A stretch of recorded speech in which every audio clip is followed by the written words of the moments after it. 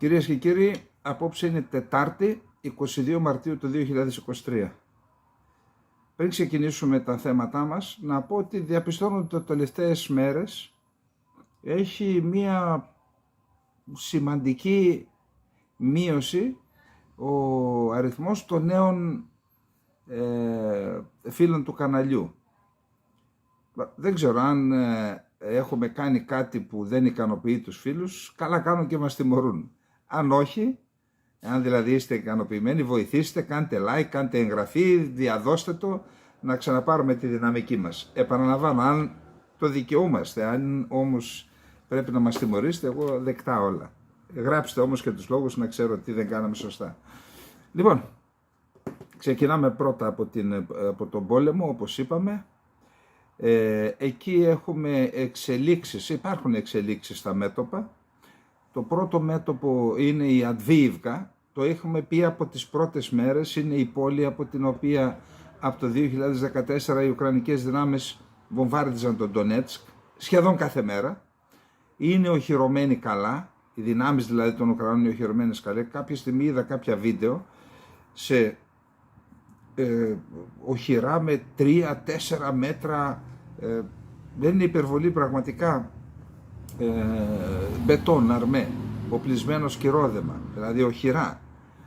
Και φαίνεται ότι ακριβώς επειδή συμβαίνει αυτό, οι Ρώσοι προσπαθούν να περικυκλώσουν την Τανάλια, όπως είπαμε. Έχουν αρκετά κέρδη σε αυτό το μέτωπο. Δεν μπορούμε να πούμε το ίδιο για τον Μπαχμούτ. Στον Μπαχμούτ συνεχίζονται οι επιθέσεις.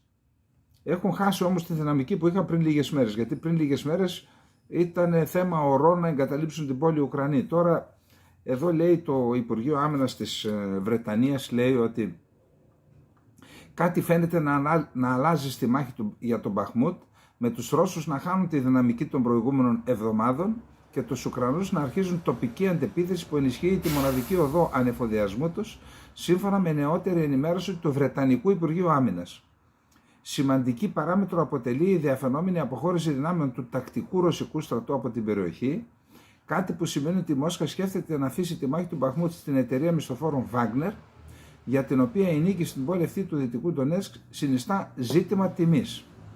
Όπως αναφέρει το Υπουργείο σε ανάρτησή του στο Twitter, στηριζόμενο πάντα στις Βρετανικές υπηρεσίες πληροφοριών, τις τελευταίες ημέρες οι Ουκρανικές δυνάμεις έχουν αρχίσει μια τοπική αντεπίθεση στο Δυτικό Μπαχμούτ, η οποία είναι πιθανό να ελαττώσει την πίεση στην οδό ανεφοδιασμού ΙΤΑ 32. Νομίζω το έχουμε πει αυτό, ότι κάναν αντεπίθεση, κάτι κερδίσανε. Οι μάχες γίνονται γύρω από το κέντρο της πόλης και η Ουκρανική άμυνα παραμένει ευάλωτη σε διπλή πίεση και από βορρά και από νότο. Παρά τα αυτά, υπάρχει ρεαλιστική πιθανότητα η ρωσική επίθεση στην πόλη να χάνει τη μικρή δυναμική που είχε αναπτύξει εν μέρη εξαιτίας της αναδιάταξης των δυνάμεων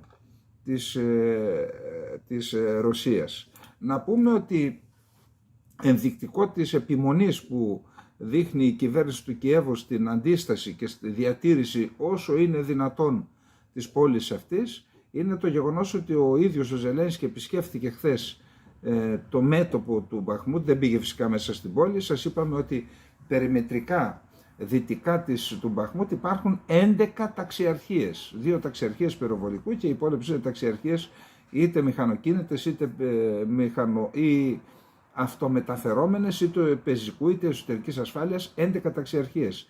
Τι σημαίνει αυτό? Σημαίνει τουλάχιστον 3 σώματα στρατού. Έτσι, όσα έχει η Ελλάδα δηλαδή. Άρα για μία πόλη. Φανταστείτε τι δυνάμεις χρειάζονται όλα αυτά τα μέτωπα. Από τη Χερσόνα μέχρι την Κρεμίνα και πιο βόρεια. Τώρα, 65 αξιωματικοί στελέχοι των Ουκρανικών ενόπλων δυνάμεων της Ουκρανικής πολεμικής αεροπορίας εκπαιδεύτηκαν στην Οκλαχώμα και αναμένεται το επόμενο διάστημα να μεταφερθούν 2 πυροβολαρχίες Patriot. Η μία είναι αμερικανική και μία είναι γερμανο-ολλανδική. Αν αποκτήσει το σύστημα Patriot η Ουκρανική αεράμινα θα ενισχυθεί κυρίως απέναντι σε βλήματα που δεν είναι υπερηχητικά. Τώρα, είχαμε επίσης επίθεση με μη επανδρομένα αεροσκάφη, είναι αρκετές επιθέσεις τελευταίες μέρες. τα οποία ξεκινούν, λέει, από ένα αεροδρόμιο της Οδυσσού και κτυπούν στόχους στην Κριμαία. Χθες, νομίζω είχαμε προχθές στην πόλη Τζάνκιοη που είπαμε, εκεί που λένε οι Ουκρανοί ότι κτύπησαν ένα τρένο που μετέφερε πυράβλους. Οι Ρώσοι το χλεβάζουν αυτό και λένε δεν μπορείτε με στρακαστρούκες να καταστρέψετε τους καλίμπρ. Επίσης είχαμε χθες μία απόπειρα να χτυπήσουν την Σεβαστούπολη, που είναι η ναυτική βάση και η έδρα του στόλου του Ευξήνου Πόντου. Εκεί λέει ότι υπήρχαν και 3 νεκροί. Αναχαιτίστηκαν, λέει, οι Ρώσοι, αλλά οι 3 νεκροί δεν ξέρω, ήταν από τα θράψματα. Επίσης έγινε μία απόπειρα να κτυπηθεί με μη επανδρωμένο σκάφος και ο στόλος του Ευξήνου Πόντου. Ο ρωσικός στόλος του Ευξήνου Πόντου, είχαμε ανακοίνωση από τη διοίκηση του στόλου του Ευξήνου Πόντου ότι αποτράπηκε. Εδώ λοιπόν φαίνεται, οι Ρώσοι, είδα ένα Σουχόι 35 βομβάρδισε αυτό το αεροδρόμιο με πυράβλους, από το οποίο λέγεται ότι ξεκινούν τα μη επανδρωμένα αεροσκάφη. Επίσης να πούμε ότι τα Σκόπια έστειλαν 4 Σουχόι 25 που είχαν από την περίοδο της Ενωμένης Ιουγκοσλαβίας, τα έστειλαν στην Ουκρανία με τη βοήθεια του ΝΑΤΟ. Τώρα, η Ρωσία από την πλευρά της, απαντώντας όπως είπαμε σε αυτές τις επιθέσεις, με τα ντρόν κτύπησε ένα αεροδρόμιο στην Οδυσσό, από όπου πιθανόν απογειώνονται αυτά τα μη επανδρωμένα αεροσκάφη, αλλά είχαμε και άλλες πυραυλικές επιθέσεις, νομίζω και στο Κίεβο έγινε και στην Οδυσσό, σε άλλες περιοχές της Οδυσσού. Αυτά τα επιχειρησιακά από τα μέτωπα, για να περάσουμε στο επόμενο θέμα, το οποίο τείνει να γίνει και μεγάλο θέμα. Είναι η είδηση, η παραδοχή μάλλον από τον ίδιο τον Υπουργό Άμυνας τον Άγγλο, τον Βρετανό, ότι μαζί με τα Challenger θα στείλουν μία ήλια αρμάτων Challenger 2, σύγχρονα άρματα, θα σταλούν και πυρομαχικά είναι αντιαρματικά βλήματα διατρητικά απεμπλουτισμένου ουρανίου. Είναι τα αντιαρματικά διατρητικά βλήματα, συνήθως είναι ένα μυτερό πράγμα που αποτελείται από πολύ σκληρό μέταλλο, το βολφράμιο, για να κάνει διάτρηση του θώρακα του αντιπάλου άρματος. Είναι αντιαρματικά διατρητικά. Επειδή ίσως έχει και καλύτερη συμπεριφορά το απεμπλουτισμένο ουράνιο, και οι Αμερικανοί και οι Βρετανοί, νομίζω και οι Γερμανοί στα Leopard, χρησιμοποιούν τέτοια βλήματα που αντί για βολφράμιο, στη μύτη που τρυπάει τον θώρακα του άρματος, βάζουν απεμπλουτισμένο ουράνιο. Αυτό χρησιμοποιήθηκε και στο Κωσυφοπαίδιο και στην εισβολή στο Ιράκ. Δεν ξέρω αν χρησιμοποιήθηκε κάπου αλλού. Πάντως αναφέρονται αυξήσεις καρκίνων στις περιοχές που χρησιμοποιήθηκε το απεμπλουτισμένο ουράνιο. Γιατί?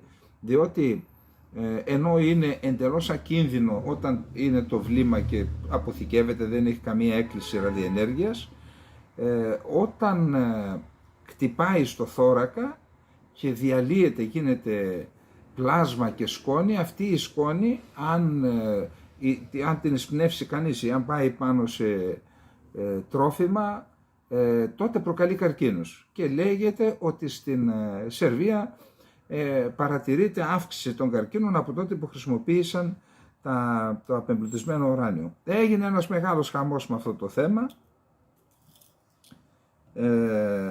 Για να δούμε εδώ. Είχαμε δηλώσεις πολύ σκληρή. Εγώ δεν περίμενα, να σας πω την αλήθεια, μια τέτοια σκληρή αντίδραση, έντονη αντίδραση από τη Ρωσία. Cleverly, η Μεγάλη Βρετανία, διαστόματος του Υπουργού Άμυνας James Cleverly, υποστηρίζει πως δεν υπάρχει καμία πυρηνική κλιμάκωση στην Ουκρανία, αναφέροντας πως η μόνη χώρα παγκοσμίως που μιλάει για πυρηνικά ζητήματα είναι η Ρωσία. Παρεμπιπτόντως, μετά από αυτήν την ένταση, θα δείτε παρακάτω, σήμερα ο Υπουργός Εξωτερικών ο Ριαπκόφ δήλωσε ότι βρισκόμαστε πιο κοντά από ποτέ σε πυρηνική σύγκρουση και είπε ότι δεν κάνουμε συνομιλίες για την New Start. Δεν ξέρω τι συμβαίνει, πάντως ανεβάζουν τους τόνους για πυρηνική σύγκρουση. Πιστεύω ότι είναι μια απειλή, ένας εκβιασμός. Λοιπόν, για να δούμε. Δεν υπάρχει πυρηνική κλιμάκωση. Η μόνη χώρα παγκοσμίως που μιλάει για πυρηνικά ζητήματα είναι η Ρωσία. Τίποτα δεν απειλεί τη Ρωσία. Το θέμα αφορά αποκλειστικά την παροχή βοήθειας στην Ουκρανία για να υπερασπιστεί τον εαυτό της. Υπογράμμισε ο Κλέβερλι, τονίζοντας πως η Ρωσία διαδίδει fake news σχετικά με την απόφαση της Μεγάλης Βρετανίας να στείλει αντιαρματικά διατριτικά βλήματα απεμπλουτισμένου ουρανίου στην Ουκρανία. Όπως επισημαίνει το Βρετανικό Υπουργείο Άμυνας, είναι φυσιολογικό να υπάρχει τέτοιο είδους υλικό σε διατριτικά αντιαρματικά βλήματα, αφού με αυτό διαπερνάται ο θώρακας των τεθωρακισμένων είτε των αρμάτων είτε των οχημάτων. Η Ρωσία θα αναγκαστεί να αντιδράσει στις προμήθειες από τη Δύση με πυρομαχικά με ουράνιο, δήλωσε ο ίδιος ο Πούτιν. Γι' αυτό σας είπα, εγώ δεν περίμενα να έχει τέτοια αντίδραση, να υπάρχει τέτοια αντίδραση από τη Ρωσία. Δεν ξέρω γιατί γίνεται. Ίσως για να επικαλεστεί το επιχείρημά της ότι εμείς θα απαντήσουμε πιθανόν με πυρηνικά, να απειλήσουν τη Βρετανία, δεν ξέρω. Προσπαθούν να πολεμήσουν όχι μόνο στη θεωρία μέχρι τον τελευταίο Ουκρανό, αλλά και στην πράξη. Η Δύση αρχίζει να χρησιμοποιεί όπλα με πυρηνικά στοιχεία, είπε ο Πούτιν. Ο Σοϊγκού, ο Υπουργός Άμυνας από την πλευρά του. Οι προμήθειες βλημάτων απεμπλουτισμένου ουρανίου στην Ουκρανία θα αναγκάσουν τη Ρωσία να σκεφτεί πώς μπορεί να αντιδράσει, δήλωσε ο Ρώσος Υπουργός Άμυνας. Αυτό μας οδηγεί να σκεφτούμε σοβαρά την περαιτέρω πορεία των εξελίξεων και πώς μπορούμε να αντιδράσουμε σε αυτό, είπε ο Σοϊγκού, ο οποίος σημείωσε ότι το ΝΑΤΟ είχε ήδη χρησιμοποιήσει τέτοια πυρομαχικά στο Κωσυφοπαίδιο, στη Σερβία, όπου μαζικά χωρίς κυρώσεις βομβάρδισαν ειρηνικές πόλεις και κατέστρεψαν γέφυρες. Η Ζαχάροβα από την πλευρά της. Τη θέση ότι η Δύση με επικεφαλής της ΗΠΑ και τη Μεγάλη Βρετανία θέλει να καταστρέψει οριστικά την Ουκρανία, διατύπωσε η Ζαχάροβα. Θέλω να σας επισημάνω το εξής, είπε. Δεν υπάρχει καμία αμφιβολία πλέον ότι μιλάμε για την σαφή πρόθεση της συλλογικής Δύσης με επικεφαλής ΗΠΑ και Μεγάλη Βρετανία να καταστρέψει την Ουκρανία μέχρι τέλους. Η μελλοντική ευημερία της Ουκρανίας τελειώνει, είπε η Ζαχάροβα μιλώντας στο Σπούτνικ.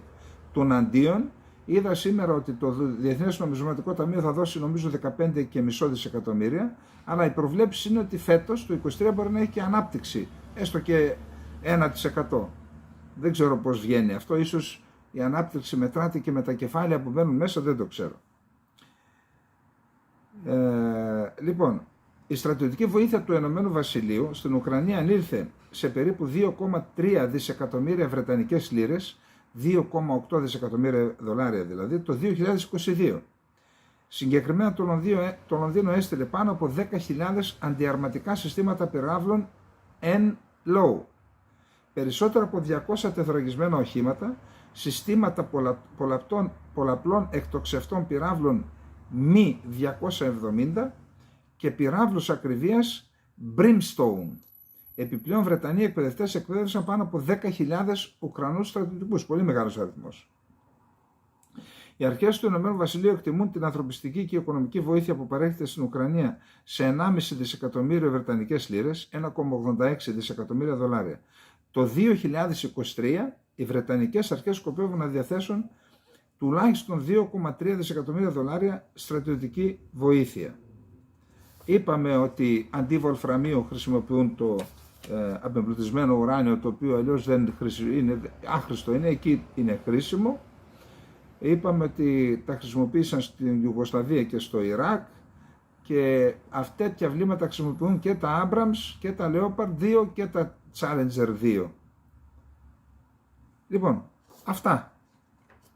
Δεν ξέρω, επαναλαμβάνω, για μένα ήταν έκπληξη που είχαμε τόση μεγάλη σφοδρή αντίδραση, γιατί δεν είναι απαγορευμένα τα όπλα αυτά, δεν είναι απαγορευμένα. Τώρα, έχουμε πει ότι υπάρχει μία τάση μετατόπισης του κέντρου βάρους. Είπαμε ότι στην Ευρώπη υπάρχουν βασικά δύο πυλώνες στην Ευρωπαϊκή Ένωση, ειδικά μετά το Brexit και την αποχώρηση της Βρετανίας από την Ευρωπαϊκή Ένωση. Έχουμε δύο ισχυρές χώρες. Στρατιωτικά και γεωπολιτικά είναι η Γαλλία, γιατί είναι πυρηνική δύναμη και μόνιμο μέλος του Συμβουλίου Ασφαλείας των Ηνωμένων Εθνών.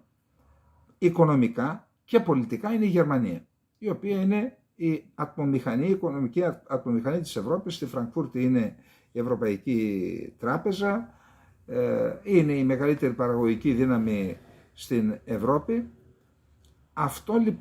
Αυτοί οι δύο πυλώνες, παρόλα τα προβλήματα, μετά τον Δεύτερο Παγκόσμιο Πόλεμο, με την Ένωση Χάλιβα και Άνθρακα, προσπάθησαν μέσα από αυτήν την οικονομική συνεργασία να αποβάλουν τις μεταξύ τους έχθρες που είχαν, γιατί αυτές οι δύο χώρες αιώνες τώρα πολεμούσαν μεταξύ τους, και τελικώς είναι γεγονός ότι η γαλλογερμανική συνεργασία από τότε μέχρι σήμερα καλά κρατεί. Υπάρχουν προβλήματα, υπάρχουν ανταγωνισμοί. Τώρα διαβάζω ότι έχουν προβλήματα και για το θέμα και της πυρηνικής ενέργειας. Οι Γερμανοί κλωτσάνε για την ενιαία πολιτική της Ευρώπης, αλλά και για τα βενζινοκίνητα, πετρελαιοκίνητα αυτοκίνητα. Τι οδηγία θα βγάλουν, μέχρι πότε θα παράγονται στην Ευρώπη. Παρ' όλα αυτά όμως, αυτές οι δύο χώρες ήταν οι πιο ισχυρές στην Ευρώπη. Μετά έρχεται η Ιταλία και ακολουθούν οι άλλες. Τώρα λοιπόν είπαμε ότι οι ΗΠΑ, επειδή μερικές φορές και η Γαλλία έχει την παράδοση του Ντεγκόλ, που ήταν πολύ επιφυλακτικός στην χειραγώγηση της Ευρώπης από τις ΗΠΑ.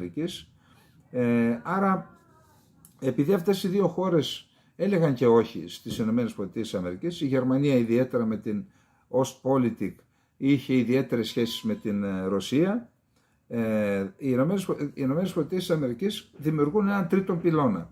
Ποιος είναι αυτός? Το είπαμε, είναι η Πολωνία. Μεγάλη χώρα, καθολική, χώρα από την οποία ξεκίνησε κατά κάποιο τρόπο και το ξύλωμα του Ανατολικού Μπλοκ. Θυμάστε με το Σολινταρνόζ από τη δεκαετία του 70 και τον Γιαρουζέλσκι, όχι τον Γιαρουζέλσκι, αυτός που ήταν ο αρχισυνδικαλιστής. Ο Γιαρουζέλσκι ήταν ο δικτάτορας που τον έγραφε βιβλίο και τον εκθίαζε ένας Έλληνας υπουργός εσωτερικών κάποτε. Εντάξει τώρα αυτά. Λοιπόν, ο Λέγ Βαλέσα. Από εκεί ξεκίνησε και μάλιστα η Δύση, κατά πάσα πιθανότητα, δεν ήμουν εκεί, σκόπιμα εξέλιξε για πρώτη φορά Πολωνό Πάπα, να τονώσει το θρησκευτικό αίσθημα των Πολωνών και έτσι να αρχίσει σταδιακά η ψύχρανση με το κομμουνιστικό μπλοκ και να έχουμε... Λοιπόν, η Πολωνία λοιπόν τώρα ξαναπαίζει τέτοιο ρόλο.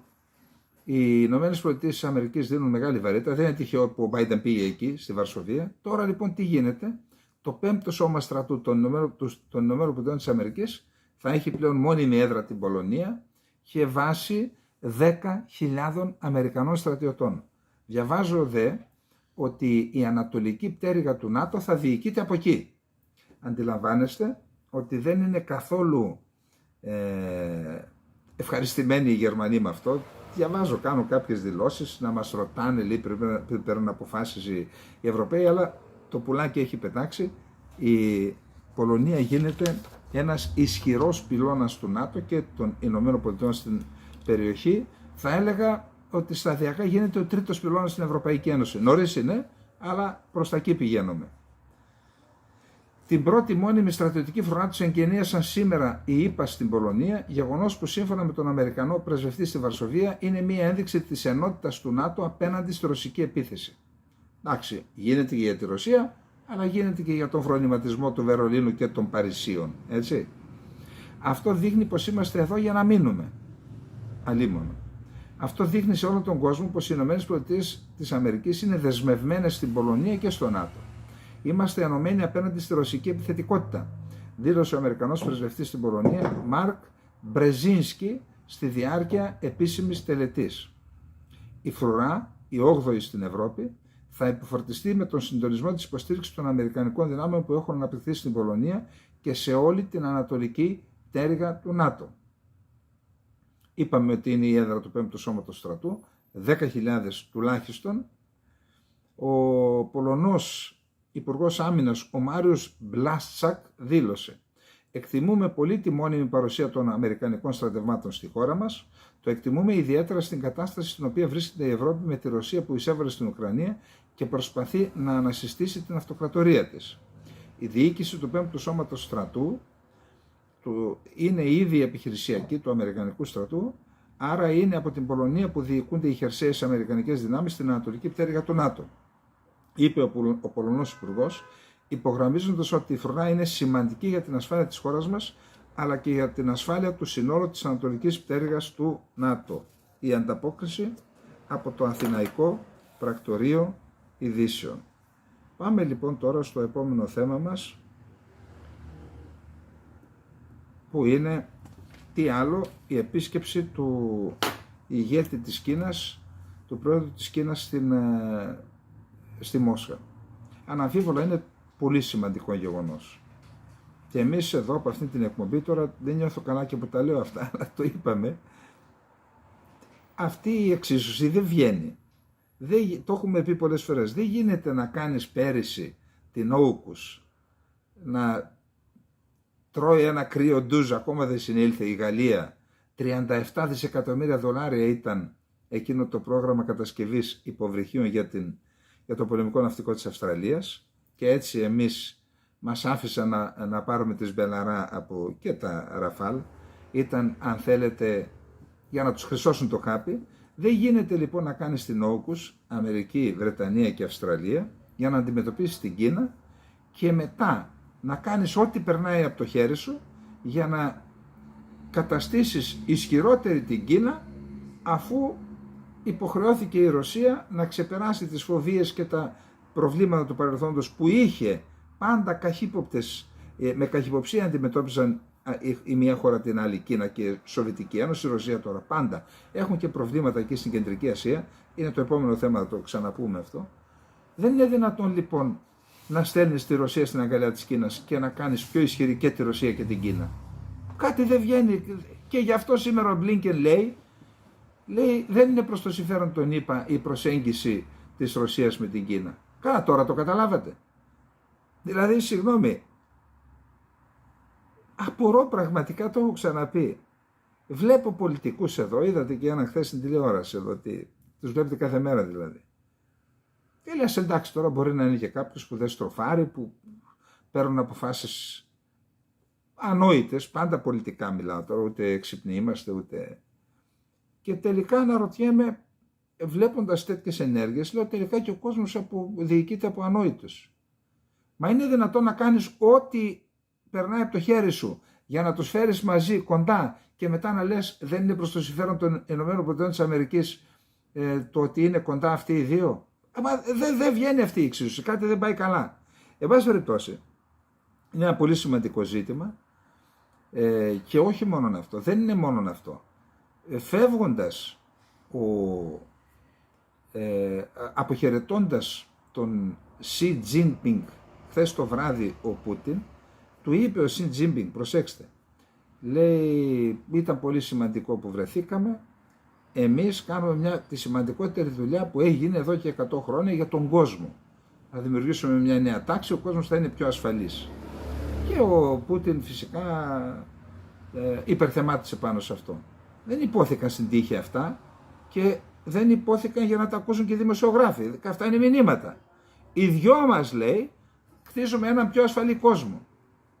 Άρα έχουμε κάτι πολύ σημαντικό γίνεται εδώ πέρα. Δεν είναι απλό. Αφήστε τώρα τι θα υπογράψουν. Αυτά θα δούμε τι θα υπογράψουν. Θα δώσουν όπλα, δεν θα δώσουν, θα δούμε. Είναι πολύ σημαντικό. Και αν σε αυτό προσθεθεί αυτό που συμβαίνει με το Ιράν, αυτό που συμβαίνει χρόνια τώρα με την Κορέα, και δεν είναι μικρή χώρα και η Κορέα, πόσο είναι, 25-30 εκατομμύρια, 90 εκατομμύρια το Ιράν, δεν είναι μικρές χώρες. Θα μου πείτε δεν έχουν μεγάλο ΑΕΠ. Δεν έχουν μεγάλο ΑΕΠ, αλλά έχουν το ΑΕΠ, το έχουν κάτω στο έδαφος. Μιλάμε για απίθανο πλούτο, απίστευτο πλούτο. Και η Ρωσία, μου λένε, ρε Σάβα, η Ρωσία έχει 1,5-3 ΑΕΠ, η Κίνα έχει 17 και η Αμερική 23, πόσο. Τι, δεν συγκρίνονται. Αυτό είναι. Και αυτό που κρύβει κάτω από το υπέδαφος, τι είναι εκείνο? Αυτά δεν τα λαμβάνουμε υπόψη. Η τεχνολογία στην αεροδιαστημική, στην αεροναυπηγική, στην υψηλή τεχνολογία, όλα αυτά. Λοιπόν, εδώ γίνεται κάτι, συμβαίνει εδώ πέρα. Και βάλτε και τις χώρες της Κεντρικής Ασίας και αυτές πάμπλουτες όσον αφορά τις πρώτες ύλες. Εδώ κάτι καινούργιο γίνεται. Αν δεν προσθέσουμε και την Ινδία που από μόνη της είναι μία υποήπειρος, η πολυπληθέστερη χώρα στον κόσμο, τότε καταλαβαίνετε ότι πάμε σε έναν άλλο κόσμο. Εγώ να σας πω την αλήθεια, σε αυτό που άκουγα πολυπολικό κόσμο, ακόμα δεν έχω πιστεί για πολυπολικό κόσμο, γιατί πάμε σε δύο πόλους βασικά, Αμερική και Κίνα, αλλά γιατί μπορεί να υπάρχουν διάφοροι υποπόλοι, αλλά ο βασικός πόλος πλέον μετατοπίζεται στο Πεκίνο. Δεν το ξέρω το θέμα. Αλλά φαίνεται ότι χάνεται ο έλεγχος. Πάμε να δούμε τι λέει ο Μπόλτον. Ο Μπόλτον, εντάξει, δεν λέω ότι είναι και ο Τζο Μπόλτον. Διετέλεσε σύμβουλος Εθνικής Ασφάλειας, επικεφαλής του Συμβουλίου Εθνικής Ασφάλειας του Λευκού Οίκου επί Τραμπ. Είναι αυτός που παραιτήθηκε όταν ο Τραμπ πρόδωσε τους Κούρδους για το φίλο του τον Ερντογάν. Και είναι αυτός που δήλωσε ότι είναι προς το συμφέρον των Ηνωμένων Πολιτειών της Αμερικής και της Ελλάδας, λέω εγώ, η ίδρυση ενός ανεξάρτητου Κουρδιστάν. Λοιπόν, η Κίνα και η Ρωσία λένε ότι είναι μια συμμαχία, ότι έχουν μια συμμαχία χωρίς όρια και το εννοούν στα σοβαρά, λέει ο Τζον Μπόλτον, πρώην σύμβουλος σε θέματα εθνικής ασφάλειας του Προέδρου των ΗΠΑ, Ντόναλντ Τραμπ. Το μεγαλύτερο πρόβλημα για τη ΣΥΠΑ και τη Δύση δεν είναι τόσο η σύγκρουση που είναι σε εξέλιξη στην Ουκρανία, όσο η δημιουργία της συμμαχίας Ρωσίας-Κίνας, υποστήριξε ο Μπόλτον. Συγγνώμη, ποιος τη δημιούργησε αυτή τη συμμαχία, μόνη της? Εσείς τη δημιουργήσατε. Κάποιοι αποφάσισαν, πήραν τέτοιες αποφάσεις που οδήγησαν αυτές τις δύο χώρες, η Ρωσία από ανάγκη, διότι τα βρήκε σκούρα, η Κίνα εκμεταλλεύτηκε την ευκαιρία, αλλά κάποιος δημιούργησε τις συνθήκες. Ποιος τους έφερε κοντά? Τόσο η Κίνα όσο και η Ρωσία λένε ότι είναι μια συμμαχία χωρίς όρια και πιστεύω ότι το εννοούν σοβαρά. Αυτό το είπαν πριν την εισβολή. Πέρυσι, μερικές εβδομάδες πριν να εισβάλει η Ρωσία, είχαν συναντηθεί και είχαν κάνει... Αυτό είναι ένα πραγματικό πρόβλημα για τη Δύση, ανεξάρτητα από το τι θα συμβεί στην Ουκρανία. Υπογράμμισε ο Μπόλτον μιλώντας στη βρετανική εφημερίδα Telegraph. Πιστεύω ότι υπάρχει ένας άξονας Ρωσίας-Κίνας που ενώνεται και με το Ιράν και με τη Βόρεια Κορέα. Κοιτάξτε το χάρτη, κοιτάξτε την γεωγραφία. Πρέπει να το πάρουμε σοβαρά, υποστήριξε ο Μπόλτον, ο οποίος είπε ότι η Δύση πρέπει να αναθεωρεί το υφιστάμενο σχέδιο αποτροπής. Η Κίνα γίνεται απειλή τόσο στον πυρηνικό τομέα, όσο και στον τομέα του συμβατικού πολέμου. Η Κίνα στο σύνολό της θέτει μια υπαρξιακή απειλή για τη Δύση και αυτό απαιτεί μια σοβαρή προσέγγιση όσον αφορά τα θέματα ασφάλειας.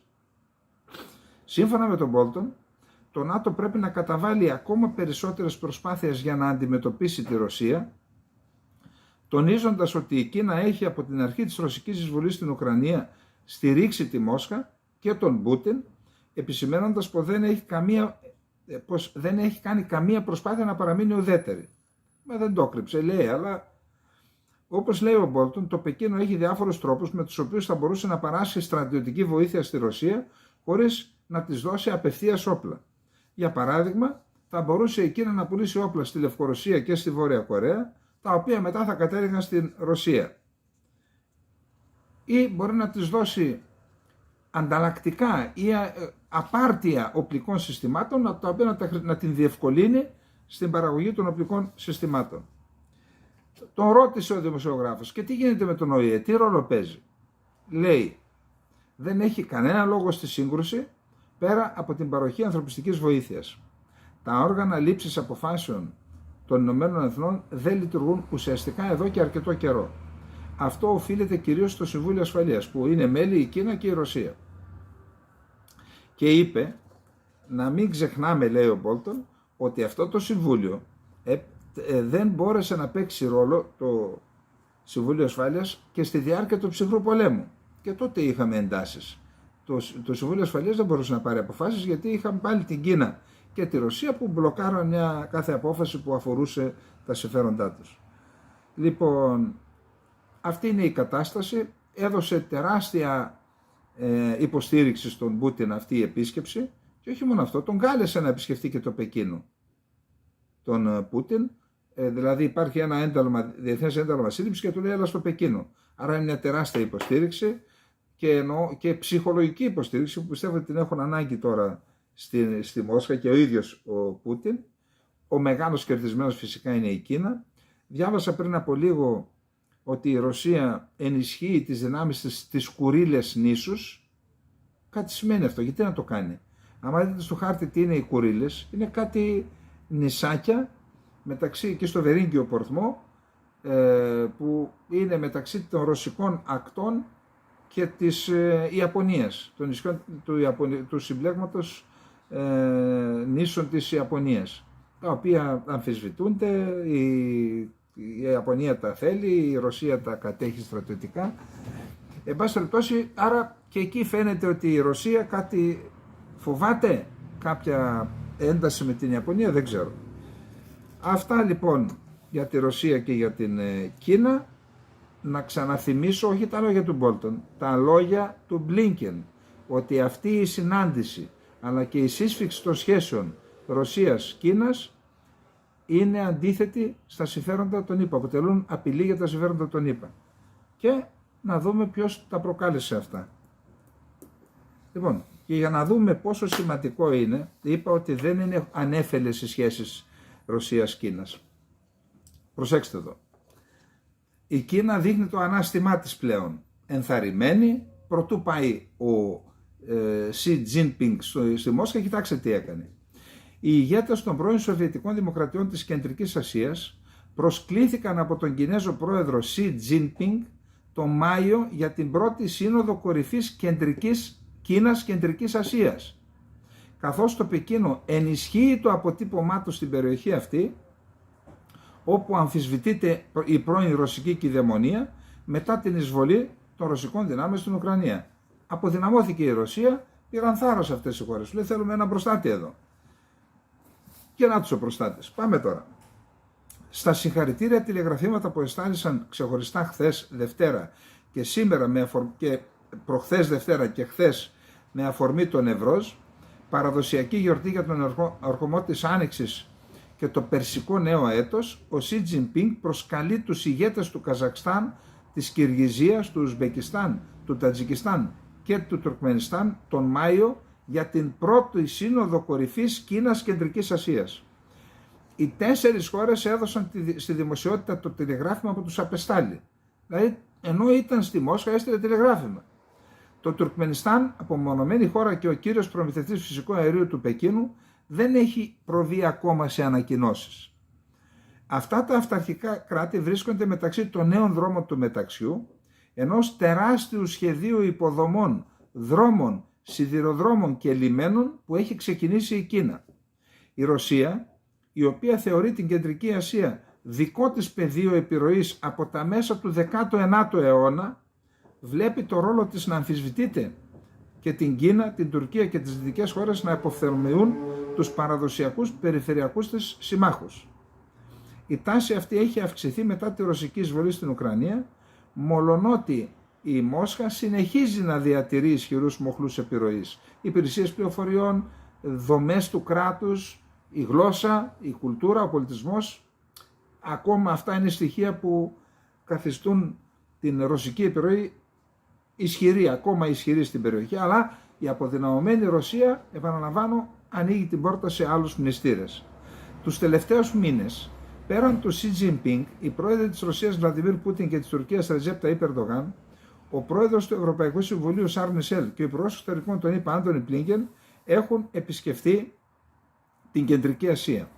Επίσης, διαδικτυακή σύνοδος κορυφής υπό το σχήμα 5+1 που είχε διοργανωθεί από τον ΣΥ έγινε τον Ιανουάριο του 2022 με αφορμή την επέτειο των 30 ετών από την εγκαθίδρυση των συνοκεντροασιατικών διπλωματικών σχέσεων μετά την διάλυση της Σοβιετικής Ένωσης. Τα 4 τηλεγραφήματα που δόθηκαν στη δημοσιότητα είναι παρόμοια με το Xi Jinping να εμένει στην εμβάθυνση των δεσμών ανάμεσα στην Κίνα και την Κεντρική Ασία.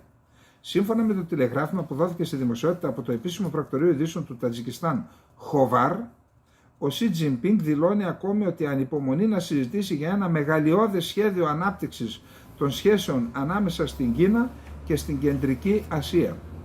Ωστόσο, η αυξανόμενη αυτή επιρροή της Κίνας προκαλεί και κάποιο φόβο και αντίθεση μεταξύ του πληθυσμού, κυρίως της Κυργιζίας και του Καζακστάν. Εκεί έχουμε και έναν ισχυρό εθνικισμό στο Καζακστάν, για την Κυργιζία δεν γνωρίζω. Το ζήτημα της γης, του αυξανόμενου χρέους προς την Κίνα και η καταστολή από το Πεκίνο στο Σιντζάνγκ των Ουιγούρων Τούρκων είναι εμπόδια που θα τα βρει μπροστά της η Κίνα στη διαδικασία να να υλοποιήσει αυτό το σχέδιό της για να σταδιακά να αυξήσει την επιρροή της στην Κεντρική Ασία. Είπαμε ότι είναι ένα μεγαλειώδες σχέδιο. Δρόμοι, γέφυρες, σιδηροδρομικές γραμμές και λιμάνια. Λοιπόν, πάμε στο επόμενο θέμα. Λοιπόν, είναι σε εξέλιξη διαδικασίες για να βρεθεί μια λύση στο θέμα της Λιβύης που καίει και την Ελλάδα. Είδα πριν από 2 μέρες το Λοβέρδος, ο οποίος είναι στην Επιτροπή Εξωτερικών και Άμυνας της Βουλής, πήγε και συναντήθηκε με τον πρόεδρο της Βουλής της Λιβύης, τον Ακίλα Σάλεχ. Και επίσης βλέπω ότι υπάρχει μια δραστηριοποίηση του εκεί γενικού προξενείου, είναι κάποιος διπλωμάτης, κάποιος κύριος Βενιζέλος εκεί, να δοθεί η άδεια, υπάρχει ένα ολόκληρο σύστημα εκεί δορυφορικό που τοποθετείται για να μπορεί να δίνει βίζες Σέγγεν το γενικό προξενείο σε κατοίκους εκεί, διότι χωρίς βίζες Σέγγεν η δρομολόγηση αεροπλάνου από την Αθήνα στη Βενγάζη είναι χωρίς αντικείμενο. Ποιος θα πηγαίνει, ποιος θα έρχεται, φορτώνουν τις καμήλες οι Λιβύοι. Πρέπει να παίρνουν βίζα για να έρθουν. Άρα βίζα και αεροπλάνο. Κάτι είναι και αυτό, ασοκέν καλίων που λέμε στα ποντιακά. Διότι κοιμηθήκαμε τον ύπνο του δικαίου τόσο καιρό, όταν η Τουρκία αλωνίζει. Εν πάση περιπτώσει, εκεί ο ΙΕ προσπαθεί να κάνει μια επιτροπή εκλογών και η επιτροπή εκλογών αυτή προβλέπει και την παραμονή του Μπεϊμπά στην κυβέρνηση. Λένε να κάνουν μέχρι το φθινόπωρο του 2023 να γίνουν εκλογές. Απορρίπτεται από την Ανατολική Λιβύη αυτή η συγκρότηση της Επιτροπής, κυρίως η παραμονή του Μπεϊμπά στην κυβέρνηση. Θέλουν άλλον στην κυβέρνηση, ο οποίος θα διοργανώσει τις εκλογές. Επίσης το κοινοβούλιο που έχει έδρα στην Ανατολική Λιβύη και το κρατικό συμβούλιο, το ανώτατο κρατικό συμβούλιο, συμφώνησαν σε ένα νέο σύνταγμα. Και αυτό το νέο σύνταγμα θα προβλέπει και τον τρόπο με τον οποίο θα γίνουν και οι εκλογές. Σε αυτό αντιτίθεται ο Μπεϊμπά, γιατί δεν το ρώτησαν. Αυτή η μαριονέτα του Ερντογάν, έτσι, ο νυν πρωθυπουργός. Τώρα, όπως είπαμε για τις εκλογές στο φθινόπωρο, αντιτίθεται ο Μπεϊμπά γιατί. Όχι, λέει, δεν θέλω να συμμετάσχουν στις εκλογές αυτοί που έχουν διπλή υπηκότητα. Ποιοι έχουν διπλή υπηκότητα? 2 υποψήφοι, ο Χαφτάρ και ο γιος του Καντάφη. Άρα, αφού δεν συμφωνεί η Τρίπολη και η μαριονέτα του Ερντογάν, πάει να πει ότι πιθανόν να μην γίνουν οι εκλογές. Πάντως, να σημειώσουμε ότι ο αρχηγός της Υπηρεσίας Πληροφοριών των ΗΠΑ, τη CIA δηλαδή, ο κύριος Μπέρνς, επισκέφθηκε πρόσφατα την Λιβύη, μεταξύ άλλων συναντήθηκε και με τον ίδιο τον Χαφτάρ, αυτόν που ντρέπονται να συναντήσουν οι δικοί μας, μην τους μαλώσει δεν ξέρω ποιος. Και εκεί προσπάθησε να πείσει το Χαφτάρ να σταματήσει να συνεργάζεται με την ομάδα Βάγνερ, αυτή που μάχεται στο Μπαχμούτ. Αυτές οι δυνάμεις της Βάγνερ χρησιμοποιούνται για την ασφάλεια πετρελαϊκών εγκαταστάσεων και στην κεντρική Λιβύη και στην νότια Λιβύη, πέρα προς τα σύνορα. Και είπε ο Χαφτάρ, βεβαίως, να φύγουμε εμείς, να φύγουν και οι Τούρκοι. Όλοι. Και οι μισθοφόροι και ο τουρκικός στρατός, λέει, θα διώξουμε και εμείς τη Βάγνερ. Εκεί η Τουρκία τα στυλώνει. Επίσης υπάρχει και είναι και σε εξέλιξη, είδα προχθές ένα δημοσίευμα από την Τουρκία, που ο Τσαβούσογλου που είπε ότι ο τουρκικός στρατός στη Λιβύη δεν απειλεί, λέει, την Αίγυπτο. Άρα μη μας βάζετε όρους να φύγει. Γιατί το είπε αυτό? Διότι με βάση δημοσιεύματα, το είχαμε αναφέρει προχθές εδώ, οι Αιγύπτιοι έβαλαν στη συνάντηση Σουκρί Τσαβούσογλου, ετέθησαν 3 όροι από την Αίγυπτο. Πρώτος όρος, να παραδώσει όλα τα στελέχη τους. Έχουν δώσει κατάλογο οι Αιγύπτιοι, έχουν υπηρεσίες πληροφοριών, δεν παίζουν, δεν πετάνε το χαρταετό, κατανοητό, έτσι, το πιάσαμε το υπονοούμενο. Λοιπόν, να παραδώσουν όλα τα στελέχη της μουσουλμανικής αδερφότητας που είναι με άδεια παραμονής και κυκλοφορούν στην Τουρκία ανενόχλητοι. Δεύτερον, να φύγουν όλα τα στρατεύματα, και οι μισθοφόροι τρομοκράτες, τζιχαντιστές που έχει η Τουρκία, εκεί αυτούς τους συμμορίτες, αλλά και ο τουρκικός στρατός να φύγει από τη Λιβύη. Και τρίτον, να μην κάνει ξανά προκλήσεις, να μην προκαλεί εντάσεις η Τουρκία στην Ανατολική Μεσόγειο και να λύσει τα προβλήματά της με την Ελλάδα και με την Κύπρο. Τώρα δεν ξέρω αν είναι αυτό έτσι ακριβώς αν τέθηκε. Αν τέθηκε, πρόκειται, θα πω μια λέξη, μεγάλη μαγιά του Σουκρί και της Αιγύπτου, αν το έκανε, μπράβο της. Αλλά, συγγνώμη, όταν εμείς περιμένουμε από τους συμμάχους μας να παίρνουν τέτοιες θέσεις, ελάτε στην πλευρά του συμμάχου και δείτε τον Δένδια να χαρακτηρίζεται με τον Τσαβούσογλου. Τι θα πει ο Σουκρί? Ρε, μήπως μας δουλεύουν οι Έλληνες? Τι μας βάζουν να κάνουμε εδώ? Και αυτοί πηγαίνουν και φιλιούνται και αγκαλιάζονται. Για να καταλάβετε ποια είναι η αξιοπιστία της ελληνικής εξωτερικής πολιτικής. Σας το λέω γιατί κάποτε τα Εμιράτα ήταν ικανά να έρθουν εδώ οπλισμένα αεροσκάφη για να συμμετέχουν σε πόλεμο εναντίον της Τουρκίας.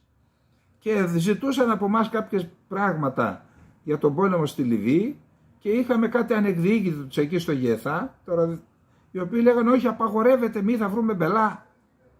Και μετά μας εγκατέλειψαν, έφυγαν. Τι θα σε κάνουν? Η συμμαχία δεν είναι μόνο να παίρνεις, είναι και να δίνεις.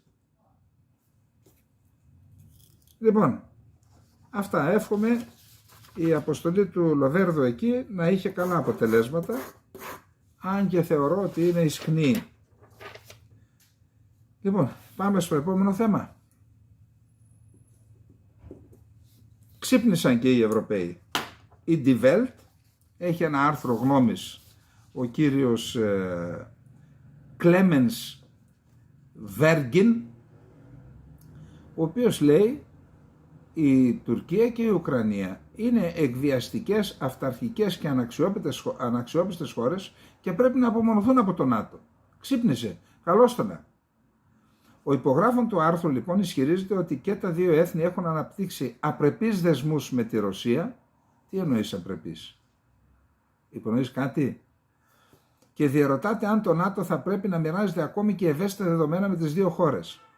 Η Ουγγαρία είναι αυταρχική και το ΝΑΤΟ θα πρέπει να εξετάσει το ενδεχόμενο να αποκρύψει ευαίσθητες πληροφορίες από την Τουρκία και την Ουγγαρία. Δημοσιεύτηκε, είπαμε, στην Die Welt το άρθρο. Ο Τούρκος πρόεδρος Ερντογάν συνεχίζει να εμποδίζει την ένταξη της Σουηδίας στο ΝΑΤΟ και η Ουγγαρία θέλει χρήματα της Ευρωπαϊκής Ένωσης ως αντάλλαγμα για την έγκριση της ένταξης των δύο σκανδιναβικών χωρών. Και με τη στροφή τους προς τον αυταρχισμό, η Άγκυρα και η Βουδαπέστη έχουν επίσης απομακρυνθεί σημαντικά από την κοινότητα αξιών που πρεσβεύει το ΝΑΤΟ. Καλά, συγγνώμη, έπρεπε να στραφεί στη Ρωσία η Τουρκία για να δούμε ότι απομακρύνθηκε από την κοινότητα αξιών? Οι γενοκτονίες, οι εθνοκαθάρσεις, η άρνηση αναγνώριση των γενοκτονιών τι σημαίνει? Η εκδίωξη των Ελλήνων της Κωνσταντινούπολης 1955, τα Σεπτεμβριανά, το 1964, η εκδίωξη των Ελλήνων, αυτά τι ήτανε, συνάδουν αυτές οι πράξεις με την τέτοια του ΝΑΤΟ, με τις αρχές του ΝΑΤΟ? Η εισβολή στην Κύπρο συνάδει με την αρχές του ΝΑΤΟ? Η γενοκτονία που κάνουν δεκαετίες τώρα αντίον των Κούρδων και κλείνει τα μάτια το ΝΑΤΟ. Τώρα ξυπνήσαμε επειδή μας ενόχλησε που πήγε με τη Ρωσία? Δεν μας ενόχλησε που εισέβαλε στο Ιράκ, που εισέβαλε στην Συρία, που απειλεί την Ελλάδα, που εμπλέκεται στον πόλεμο στον Ναγκόρνο Καραμπάχ? Αυτά δεν πήραμε μυρωδιά? Αυτή είναι μέγιστη υποκρισία. στην ουσία λέει να τους απομονώσουμε από το ΝΑΤΟ. Ως αποτέλεσμα έχει γίνει πλέον πιθανό ότι τουλάχιστον η Φινλανδία, η οποία είναι ιδιαίτερα ευάλωτη λόγω των μακρών χερσαίων συνόρων της με τη Ρωσία, να μπορέσει να ενταχθεί στο ΝΑΤΟ στο εγγύς μέλλον. Η Σουηδία από την άλλη πλευρά θα πρέπει πιθανότατα να περιμένει τουλάχιστον μέχρι τις εκλογές στην Τουρκία. Η βορειοανατολική Ευρώπη θα γίνει έτσι προς το παρόν μια περιοχή διαιρεμένης ασφάλειας, με τους Φιλανδούς εντός της ομπρέλας του ΝΑΤΟ και τους Σουηδούς εκτός. Σύμφωνα λοιπόν με τον αρθογράφο, και τα δύο κράτη μετέτρεψαν την επίγουσα αίτηση των σκανδιναβικών χωρών για ένταξη που προκλήθηκε από το Ρωσικό πόλεμο σε φάρσα και απέτρεψαν την είσοδο για εξωγενείς λόγους που δεν έχουν σχέση με τον ΝΑΤΟ. Ο Ερντογάν ήθελε τη Σουηδία να έχει αυστηρότερες ποινές εναντίον των Κούρδων και αναφέρει ότι και αυτός που έκαψε ο Ράσμος Πόλσον, ο πρόεδρος ενός ακροδεξιού κόμματος που έκοψε το Κοράνι, ότι είναι προβοκάτορας και αφήνει να εννοηθεί χωρίς να παρουσιάζει στοιχεία ότι πληρώθηκε από τους Ρώσους για να κάνει αυτή τη δουλειά. Λοιπόν, πάμε στο επόμενο θέμα μας. Φτάνουμε δηλαδή στα τουρκικά. Λοιπόν, καταρχάς να πούμε ότι η Ευρωπαϊκή Τράπεζα Επενδύσεων είχε επιβάλει εμπάργο στην Τουρκία. Αυτό ήταν μια επιτυχία και της Κύπρου και της Ελλάδας, λόγω των πειρατικών ενεργειών γεωτρήσεων που έκανε στην Κυπριακή ΑΟΣ.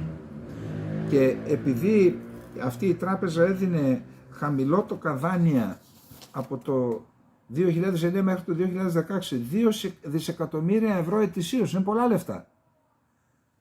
Σταμάτησε τότε λόγω των παράνομων γεωτρήσεων, για να δείτε πόσο σημαντικό ρόλο παίζουν οι κυρώσεις. Αν δηλαδή είχαμε κατορθώσει να επιβάλλουμε κυρώσεις σε ένα ευρύτερο πλαίσιο εναντίον της Τουρκίας, είναι ο μόνος τρόπος που καταλαβαίνει η Τουρκία από πιέσεις. Λόγια και διαβήματα είναι...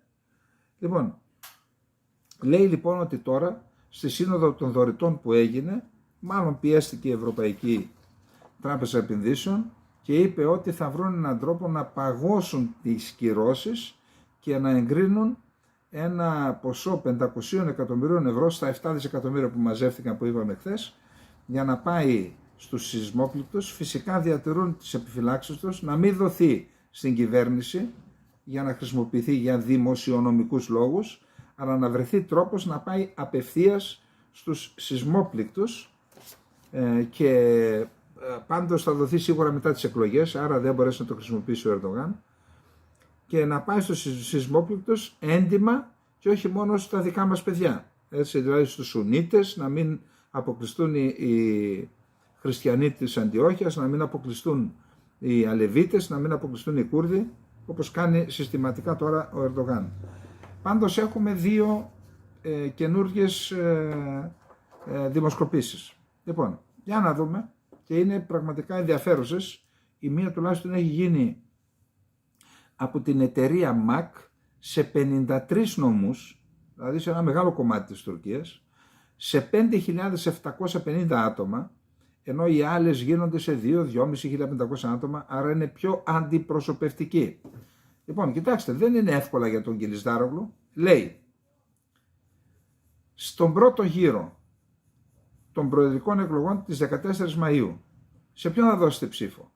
Στον Κιλισδάρογλου λέει το 46,5%, στον Ερντογάν το 42,4%, 4 μονάδες διαφορά δηλαδή, αναποφάσιστη 7,7%, σε άλλον 3,4%. Πάμε παρακάτω. Σε ποιο μέτωπο θα δίνατε ψήφους? Δηλαδή είναι το μέτωπο του Ερντογάν, το λαϊκό μέτωπο ας πούμε, και το εθνικό μέτωπο που είναι το Κιλισδάρογλου. Στο εθνικό μέτωπο θα δίναμε 45% και στο μέτωπο του Ερντογάν 42%. Μόνο 3 μονάδες διαφορά. Πάμε για ντέρμπι, έτσι. Και όταν γίνεται κατανομή κατά κόμμα, έχουμε το ΑΚΠ του Ερντογάν παίρνει 34,2%, το Λαϊκό Ρεπουμπλικανικό Κόμμα του Κιλισδάρογλου παίρνει 26%, 8 μονάδες διαφορά, το Καλό Κόμμα 13,6%, το Κόμμα της Δημοκρατίας των Λαών, το ΧΑΝΤΕΠΕ των Κούρδων, παίρνει 9,3%, το ΝΤΕΒΑ του Μπαμπατζάν παίρνει 2,1%, το ΜΠΕΤΕΠΕ παίρνει 1,2%, είναι ένα από τα κόμματα που είναι στους 6. Το κόμμα του μέλλοντος του Νταβούτογλου παίρνει 1%, το κόμμα της Πατρίδας 1%, το κόμμα της Νίκης 1% και το κόμμα της Ευδαιμονίας του Καραμαλάογλου, 1 από τα 6, παίρνει και αυτό 0,1%. Αυτό λοιπόν είναι η μία δημοσκόπηση, επαναλαμβάνω, σοβαρή δημοσκόπηση. 5.750 άτομα. Υπάρχει και μια άλλη εταιρεία δημοσκοπήσεων, η Ευρασία δηλαδή, η οποία έγινε σε 2.560 άτομα και δίνει 53,5 στον Κιλιτζάρογλου στον πρώτο γύρο, 53,5 στον Κιλιτζάρογλου, 39,7 στον Ερντογάν. Στο δεύτερο γύρο 57% στον Κιλιτζάρογλου, 43% στον Ερντογάν. Όσον αφορά τα κόμματα, το εθνικό μέτωπο του Κιλιτζάρογλου παίρνει 46,7%, το κόμμα, το μέτωπο το λαϊκό του Ερντογάν παίρνει 36%, προσέξτε, 46,7, 36,3, 46,7 το μέτωπο Κιλιτζάρογλου, 36,3 το μέτωπο Ερντογάν, 11,8 το ΧΑΝΤΕΠΕ οι Κούρδοι. Κρατήστε το αυτό, γιατί ξύπνησαν τώρα και οι Ευρωπαίοι και το Reuters και με αυτά τα σοβαρά να μας λένε τι, και η Deutsche Welle, λέει θα έχουν ρυθμιστικό ρόλο το φιλοκουρδικό ΧΑΝΤΕΠΕ. Εγώ σας θυμίζω πόσον καιρό τώρα τονίζουμε τον ρυθμιστικό ρόλο που έχουν οι Κούρδοι. Σας έκανα και μαθηματική απόδειξη. Δεν εκλέγεται κανένας εάν δεν πάρει μαζί του τους Κούρδους. Πάμε λοιπόν τώρα να δούμε τι το φιλοκουρδικό κόμμα θεωρείται ότι έχει ρόλο ρυθμιστή στις εκλογές. Reuters, έτσι.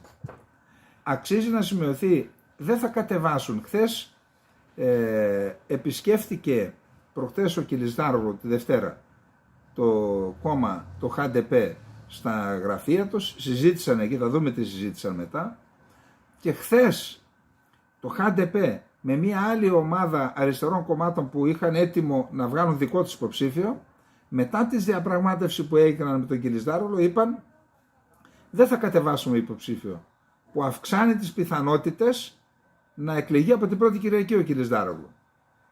Τι έγινε λοιπόν εκεί? Λέγεται ότι εκεί έγιναν παζάρια για υπουργεία, ότι ζητούν 2 υπουργεία οι Κούρδοι και μια σειρά από άλλα και βουλευτές και τα λοιπά. Θα δούμε παρακάτω τι λέει η Deutsche Welle, τι υπουργεία ζητάνε, και αυτό δημιούργησε σοβαρό πρόβλημα στο Καλό Κόμμα της Αξενέρ. Είχαμε 2, γιατί νομίζω σήμερα παραδόθηκαν επίσημα η πρόταση των 6 κομμάτων για τον Κιλιτζάρογλου στην Ανώτατη Εκλογική Επιτροπή, και είχαμε αντιδράσεις για το θέμα αυτό στο Καλό Κόμμα. Βγήκαν 2 βουλευτές, είπαν θα παραιτηθούν. Ποιοι βουλευτές? Βουλευτές, ένας είναι ο Κορά Έιντιν, τους ξέρω αυτούς από παλιά, έχω φάκελο για τον καθέναν από αυτούς, είναι βαθύ κράτος, έτσι, κανονικοί δολοφόνοι. Ναι. Εν πάση περιπτώσει αυτοί αντιδρούν. Γιατί αντιδρούν? Διότι ο Κιλιτζάρογλου φέρεται να υποσχέθηκε στους Κούρδους ότι θα λύσει τα βασικά προβλήματα, τα βασικά αιτήματα που έχουν, γλώσσα, πολιτισμός. Μάλιστα λέγεται ότι οι Κούρδοι ζήτησαν και ένα 3ο Υπουργείο, το Υπουργείο της Ευρωπαϊκής Ένωσης, των σχέσεων με την Ευρώπη δηλαδή, το οποίο θέλουν να το αναθερμάνουν. Εν πάση περιπτώσει, πάμε να δούμε τώρα τι λέει και η Deutsche Welle για το θέμα. Οι πληροφορίες λένε ότι υπάρχουν παρασκηνιακές διαβουλεύσεις για τουλάχιστον 2 υπουργεία και 4 επιπλέον βουλευτικές έδρες για υποψηφίους της αντιπολίτευσης σε μια δεύτερη κατανομή ψήφων. Σύμφωνα με αυτές τις πληροφορίες, αν και το ΧΑΝΤΕΠΕ δεν έχει πρόβλημα με όριο, με το 10%, έχει πάνω από το 10%, διεκδικεί επιπλέον θέσεις βουλευτών για να σχηματίσει μεγαλύτερη κοινοβουλευτική ομάδα. Να μοιράσει και στα άλλα κόμματα, τα οποία πίστηκαν, γιατί δεν ήταν μόνο το ΧΑΝΤΕΠΕ, είχε και άλλα κόμματα. Τα δύο υπουργεία που φέρεται να ζητάει είναι αυτό του πολιτισμού, που θα προκύψει από τη διάσπαση του σημερινού Υπουργείου Πολιτισμού και Τουρισμού, είναι μαζί αυτά, καθώς και εκείνου του Υπουργείου Περιβάλλοντος, που ζητάει να αποσπαστεί από το σημερινό χαρτοφυλάκιο Περιβάλλοντος και Χωροταξίας. Παλιότερες φήμες έλεγαν ότι θα διεκδικούσε και το Υπουργείο για τις σχέσεις με την Ευρωπαϊκή Ένωση. Αλλά αυτό μάλλον δεν συζητείται πλέον. Ανεξάρτητα από τις διαπραγματεύσεις, παζάρια λέγεται στα τουρκικά, που πιθανότητα συνεχίζονται και κλεισμένων των θυρών, όσο πλησιάζουν οι μέρες για την εκλογική αναμέτρηση της 14ης Μαΐου, ξεκαθαρίζει όλο και περισσότερο πόσο σημαντική θα είναι η ψήφος προς το ΧΑΝΤΕΠΕ. Η αμφίροπη κατάσταση που παρουσιάζεται στις δημοσκοπήσεις μεταξύ των δύο κορυφαίων υποψηφίων για το ανώτατο αξίωμα της χώρας, Ταΐπ Ερντογάν και Κεμάλ Κιλισδάργου, καθιστά όλο και πιο σημαντικό σε ρόλο ρυθμιστή το Κουρδικό κόμμα και τους Κούρδους. Το ακούει κανένας εδώ στην Αθήνα, που φοβάστε να πείτε τη λέξη Κούρδοι? Η επιβίωση της Κύπρου και της Ελλάδας εξαρτάται από την πορεία που θα έχει το κουρδικό ζήτημα. Δεν θέλω να πω τίποτα άλλο, υπάρχουν λόγοι. Λοιπόν, πάμε στο επόμενο θέμα. Λοιπόν, πάμε τώρα θα το περάσουμε εντάχει. Ο προβληματισμός που υπάρχει δεν υπάρχει μόνο σε εμάς, τον είπαμε, τον αναπτύξαμε και χθες, για αυτή την κατάσταση που βιώνεται στην ελληνική εξωτερική πολιτική, που χωρίς να έχει γίνει τίποτα, χωρίς να έχει πάρει πίσω τίποτα η Τουρκία από τις διεκδικήσεις, τις παραβιάσεις και όλα αυτά, η Ελλάδα με χαρά μπαίνει σε μια διαδικασία, και μάλιστα προεκλογικά, που δεν ξέρεις τι θα γίνει μετά τις εκλογές. Και όχι μόνο αυτό, ενώ ήταν σχεδόν σίγουρο με βάση πληροφορίες που έχω ότι εμείς δεν είχαμε ανάγκη της ψήφου της Τουρκίας για να εκλεγούμε στο Συμβούλιο Ασφάλειας, ήταν εξασφαλισμένες, λέει. Η Τουρκία ακόμα και με τη συμμετοχή της Ελλάδας μπορεί να μην πάρει τη Γενική Γραμματεία του ΑΕΜΟ, αλλά εν πάση περιπτώσει είναι ένα ζήτημα αξιοπιστίας της ελληνικής εξωτερικής πολιτικής. Για να καταλάβουμε, η Τουρκία κατέχει την Κύπρο ή δεν την κατέχει? Αν την κατέχει, αυτό δεν θα πρέπει να αποτελεί βασικό στοιχείο που θα καθορίζει την εξωτερική πολιτική της Ελλάδας? Την κατέχει. Επίσης, έχουμε τη γαλάζια πατρίδα. Συνεχίζει να υφίσταται το δόγμα, συνεχίζει.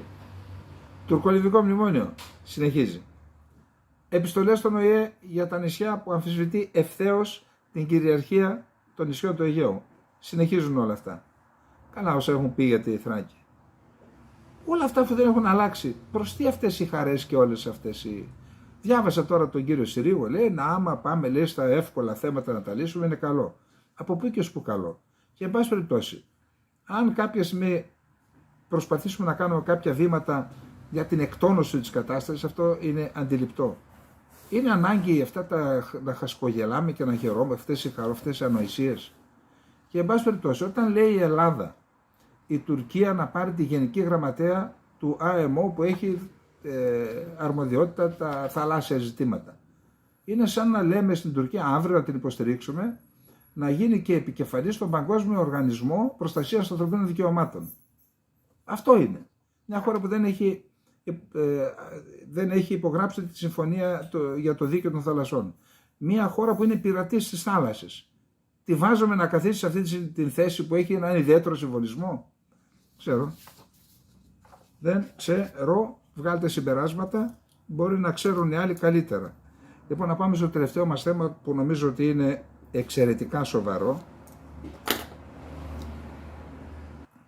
Λοιπόν, ακούστε, υπάρχει ένας αξιωματικός απόστρατος στην Κύπρο που λέγεται Φίβος Κλόκαρης, αντιστράτηγος αναποστρατείας Φίβος Κλόκαρης, ο οποίος έχει διατελέσει και υπουργός άμυνας στην Κυπριακή Δημοκρατία για ένα μικρό διάστημα. Ήταν στον ελληνικό στρατό, έχει βγάλει την σχολή Ευελπίδων, ήταν μέσα στους πρώτους αποφοιτήσαντες, δηλαδή καλό μυαλό. Επειδή έχουμε παρουσιάσει μαζί βιβλία μας και τον έχω δει πώς είναι οργανωμένη η σκέψη του και πώς ξετυλίγει τη σκέψη του, πρόκειται πραγματικά για έναν άνθρωπο που είναι περιουσιακό στοιχείο του έθνους μας, αλήθεια το λέω. Έκασε λοιπόν και έγραψε ένα άρθρο για το δόγμα του ενιαίου αμυντικού χώρου και διαβάζοντας, θα προσπαθήσω να το διαβάσω αργά και όπως το αξίζει, για να δείτε τι στρατηγικό νου έχει αυτός ο άνθρωπος και πόσο σημαντικό θέμα θίγει. Προϋποθέσεις αναβίωσης δόγματος ενιαίου αμυντικού χώρου Κύπρου-Ελλάδας. Στο πρόγραμμα διακυβέρνησης του Προέδρου της Κυπριακής Δημοκρατίας και ειδικά στον τομέα άμυνα και ασφάλεια, περιλαμβάνεται η μελέτη σε συνεργασία με την ελληνική κυβέρνηση της προοπτικής ουσιαστικής αναβίωσης του δόγματος του ενιαίου αμυντικού χώρου Κύπρου-Ελλάδας σε επιχειρησιακό επίπεδο, σε εισαγωγικά. Είναι αυτό μέσα στο πρόγραμμά του. Το δόγμα, να μην το λέω ολόκληρο συνέχεια, το λέω απλά δόγμα. Το δόγμα υπήρξε η σύλληψη και εφαρμογή από τον ελληνισμό στρατηγικής ανάσχεσης της τουρκικής στρατηγικής επέκτασης προς νότο και δυσμάς. Η ουσιαστική αναβίωση του δόγματος είναι επιτακτική ανάγκη ως αντίποδας προς το επιθετικό δόγμα και τη συνεχιζόμενη επεκτατική πολιτική της Τουρκίας σε βάρος των κυριαρχικών δικαιωμάτων της Ελλάδας και της Κύπρου στο Αιγαίο, την Ανατολική Μεσόγειο και στην Κύπρο. Ο γεωγραφικός και αμυντικός χώρος της Κύπρου και της Ελλάδας είναι ενιαίος και οι ΑΟΣ τους στην Ανατολική Μεσόγειο, που θα έπρεπε να είχαν οριοθετηθεί, το έχουμε πει αυτό, εφάπτονται. Το αμυντικό μέτωπο του ελληνισμού έναντι της Τουρκίας εκτείνεται από τον Εύρο, τα νησιά του Αιγαίου μέχρι την Κύπρο, η οποία παρουσιάζει τη μεγαλύτερη τροτότητα. Έχει στο έδαφος της ένα τεράστιο τουρκικό στρατιωτικό προγεφύρωμα, στο οποίο η Τουρκία διατηρεί ισχυρές κατοχικές δυνάμεις επίπεδου σώματος στρατού με επιθετική διάταξη. Η Κυπριακή Δημοκρατία δεν έχει τη δυνατότητα με τους εσωτερικούς συντελεστές ισχύως της, κυρίως η Εθνική Φρουρά, με ασθενές πολεμικό ναυτικό και πολεμική αεροπορία, να εξισορροπήσει τη μεγάλη στρατιωτική ισχύ της Τουρκίας και να προτάξει αξιόπιστη αποτρεπτική ικανότητα. Χρειάζεται τη βοήθεια εξωτερικών συντελεστών ισχύως και αυτήν μπορεί και πρέπει να την προσφέρει μέσω του δόγματος ενιαίου αμυντικού χώρου η Ελλάδα, η οποία έχει συμβατική και ηθική υποχρέωση να προστατεύσει τον ελληνισμό της Κύπρου, αλλά και συνταγματική υποχρέωση να προστατεύσει τις ελλαδικές δυνάμεις που σταθμεύουν στο νησί, την ΕΛΔΙΚ. Τη συνείδησή μας βαραίνει η τραυματική εμπειρία της καταστροφής του 1974, όταν οι ελληνικές κυβερνήσεις δεν εκπλήρωσαν τις υποχρεώσεις τους προς την Κύπρο. Να μην πούμε τίποτα τώρα, γιατί θα στεναχωρηθούν κάποιοι με τους εθνάρχες. Επειδή το δόγμα ενιαίου αμυντικού χώρου άρχισε με καλούς ιονούς, αλλά δεν είχε αίσιο τέλος, είναι απαραίτητο να μελετηθούν ενδελεχώς τα αίτια που οδήγησαν στην υποβάθμισή του, τα ωφέλη από την εφαρμογή του την περίοδο 1993-2000 και να καθοριστούν οι αναγκαίες προϋποθέσεις για την επιτυχή αναβίωση. Τα αίτια που οδήγησαν στην απονεύρωσή του, τα ωφέλη όσο ήταν σε ενέργεια και προϋποθέσεις για να ξαναζωντανέψει. Αίτια υποβάθμισης του δόγματος ενιαίου αμυντικού χώρου. Η έλλειψη αποφασιστικότητας και πολιτικής βούλησης από τις κυβερνήσεις της Ελλάδας. Η Ελλάδα δεν έδωσε τη δέουσα βαρύτητα σε τρεις βασικούς παράγοντες. Πρώτον, στη σημασία της Ανατολικής Μεσογείου για τα ζωτικά συμφέροντά της. Δεύτερον, στις απαιτήσεις αναβάθμισης των αεροναυτικών της δυνάμεων. Τρίτον, στις συμβατικές υποχρεώσεις έναντι της Κυπριακής Δημοκρατίας. Η Κύπρος επηρεάστηκε αρνητικά από τη σχολή σκέψης ότι οι μικρές χώρες είναι μάταιο να επενδύουν στην άμυνά τους και μείωσε άκουσον τις αμυντικές της δαπάνες, παραμέλησε τη στρατιωτική ισχύ της, ιδιαίτερα στο θαλάσσιο και αναέριο χώρο, και συμφώνησε στον αφοπλισμό του Κυπριακού κράτους στα πλαίσια λύσης δικοινοτικής διζωνικής ομοσπονδίας στο Κυπριακό που επέβαλαν η Βρετανία και η Τουρκία. Σχέδιο Ανάν. Ο αφοπλισμός της Κύπρου και των νησιών του Ανατολικού Αιγαίου είναι επιδίωξη της Τουρκίας για να είναι εύκολη λία της επεκτατικής της βουλημίας. Αποστατικοποίηση Κύπρου και νησιών είναι για να τα καταπιεί η Τουρκία. Έτσι. ωφέλη από την εφαρμογή από το 1993 μέχρι το 2000.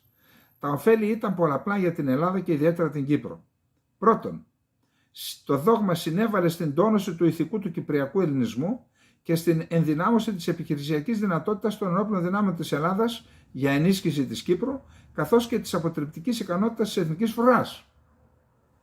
Δεύτερον, κατασκευάστηκαν στην Κύπρο η στρατιωτική αεροπορική βάση Ανδρέας Παπανδρέου και η ναυτική βάση Ευάγγελος Φλωράκης, ενισχύθηκαν οι δυνάμεις ξηράς. Τρίτον, πραγματοποιήθηκαν διακλαδικές τακτικές ασκήσεις μεταστρατεύματος αεροναυτικών δυνάμεων και δυνάμεων ξηράς στο θαλάσσιο χώρο μεταξύ Καστελορίζου και Κύπρου και στο έδαφος της Κύπρου.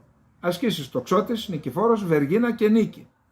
Τέταρτον, έγινε δοκιμή στην πράξη του συστήματος χειρισμού κρίσεων, των επιχειρησιακών σχεδίων, του συστήματος διοικήσεως ελέγχου και πληροφοριών, των δυνατοτήτων και της διαλειτουργικότητας των μέσων και των οπλικών συστημάτων και των δύο πλευρών.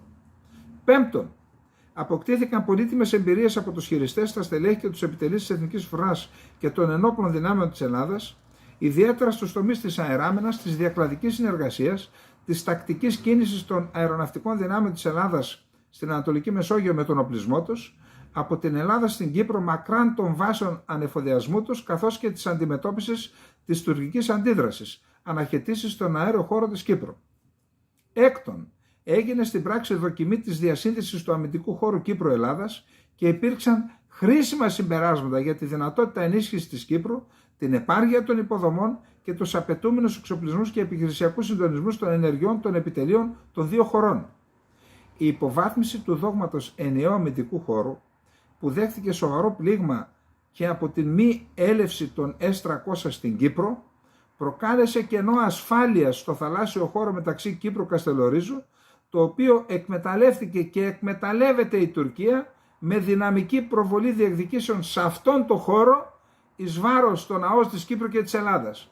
Για να δείτε πού μας οδηγούν οι αποφάσεις του κυρίου Σιμίτη. Αυτός ακύρωσε το δόγμα, αυτός δεν άφησε να πάνε οι S-300 στην Κύπρο. Προϋποθέσεις επιτυχούς αναβίωσης του δόγματος ενιαίου αμυντικού χώρου. Να πούμε ότι οι βασικότεροι συνεργάτες ή το πνεύμα Σιμίτη είναι και στην κυβέρνηση του Μητσοτάκη τώρα, έτσι. Μην βλέπετε τώρα που αναγκάστηκαν να πάρουν εξοπλιστικά. Αυτά είναι άλλο ζήτημα. Αυτό επικρατούσε μέχρι να βγει το Roots Race. Το πνεύμα αυτό. Όχι δόγμα ενιαίου αμυντικού χώρου, όχι S-300, να μην εξαγριώνουμε την Τουρκία. Προϋποθέσεις επιτυχούς αναβίωσης του δόγματος ενιαίου αμυντικού χώρου. Δεν ξέρω αν και γι' αυτό δεν ήθελε ο Μητσοτάκης τον Χριστοδουλίδη, γιατί το έχει στο πρόγραμμά του. Απαραίτητη προϋπόθεση είναι η αποφασιστικότητα και η ύπαρξη πολιτικής βούλησης από τις κυβερνήσεις Ελλάδας-Κύπρου, η οποία να βασίζεται πρώτον στην αμοιβαία πίστη στην αξία και αποτελεσματικότητα του δόγματος ενιαίου αμυντικού χώρου ως μέσο υπεράσπισης των εθνικών συμφερόντων των δύο χωρών. Δεύτερον, στην απέτηση οι δύο χώρες να έχουν τις απαραίτητες αεροναυτικές δυνάμεις και υποδομές υποστήριξης τους, συνεργασία στους εξοπλισμούς, διαλειτουργικότητα των μέσων και κοινή αμυντική σχεδίαση. Τρίτον, στην κοινή διαπίστωση ότι η Τουρκία συνεχίζει να υλοποιεί την επεκτατική στρατηγική της ευάρωσης της Ελλάδας και της Κύπρου και ότι η Ανατολική Μεσόγειος έχει μεγάλη στρατηγική σημασία για τα εθνικά συμφέροντα και των δύο χωρών, ασφάλεια, ΑΟΣ, ενεργειακά αποθέματα, ναυτιλία και άλλα. Τέταρτον, στη δέσμευση της Ελλάδας να θεωρήσει αιτία πολέμου νέα επιθετική ενέργεια της Τουρκίας σε βάρος της Κύπρου και να την υπερασπιστεί με όλα τα μέσα. Δέσμευση συναφής με την υποχρέωση της Ελλάδας να εγγυηθεί την εδαφική ακεραιότητα της Κυπριακής Δημοκρατίας, άρθρο 2 της Συνθήκης Εγγυήσεως. Σήμερα, από πλευρά στρατιωτικών δυνατοτήτων, δημιουργούνται ευνοϊκές προϋποθέσεις αναβίωσης του δόγματος ενιαίου αμυντικού χώρου. Στην Ελλάδα βρίσκεται σε εξέλιξη σημαντικό εξοπλιστικό πρόγραμμα ενίσχυσης του πολεμικού ναυτικού, φρεγάτες Μπελαρά και κορβέτες, περιμένουμε υπογραφές, και της πολεμικής αεροπορίας, αεροσκάφη Ραφάλ, F-16 Viper, F-35. Η Κυπριακή Δημοκρατία τον τελευταίο χρόνο αύξησε τις αμυντικές της δαπάνες και πρέπει επειγόντως να επεκτείνει τις δυνατότητες της ναυτικής και αεροπορικής βάσης της και να δρομολογήσει σε συνεργασία με την Ελλάδα την απόκτηση σύγχρονων πολεμικών σκαφών ναυτικού και αεροπορίας. Η νέα κυβέρνηση της Κυπριακής Δημοκρατίας έχει θέσει ως προτεραιότητα του εξοπλιστικού προγράμματός της την ενίσχυση του πολεμικού ναυτικού και της πολεμικής αεροπορίας της Εθνικής Φρονάς. Πρέπει η Κύπρος να αποκτήσει ισχυρό πολεμικό ναυτικό και 2 μοίρες αεροσκαφών.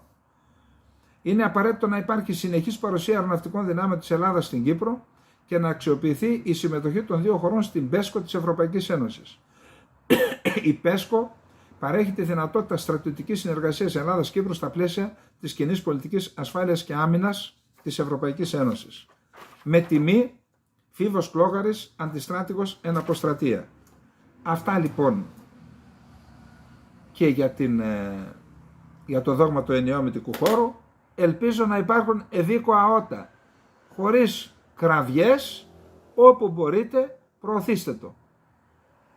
Εντάξει, πάμε λοιπόν, είπαμε, επειδή πέσαμε, like και εγγραφή, να ξαναπάρουμε την ανιούσα. Λοιπόν, καληνύχτα σε όλες και όλους.